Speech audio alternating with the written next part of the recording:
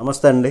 పేద బడుగు బలహీన వర్గాల వారికి బీసీలకు ప్రాధాన్యత కల్పించే విధముగా బీసీ నాయకులకు రాజ్యసభలో ప్రాధాన్యత కల్పించాలి అనేటటువంటి కాన్సెప్ట్ తీసుకొచ్చినటువంటి జగన్మోహన్ రెడ్డి.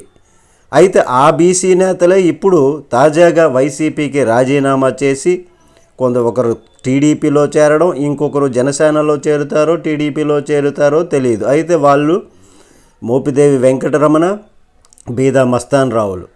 అయితే ప్రజలు వీళ్ళ విషయంలో ఏమనుకుంటున్నారంటే, ప్రస్తుతం ప్రజలచే ఎన్నుకోబడినటువంటి శాసనసభ్యుల ద్వారా ఎన్నుకోబడినటువంటి వీళ్ళు పెద్దల సభకు ప్రాతినిధ్యం వహించి ప్రజల పక్షాన పోరాడవలసింది పోయి వాళ్ళ ప్రయోజనాల కోసం పోరాడుతూ పార్టీలు మారిపోతున్నారు.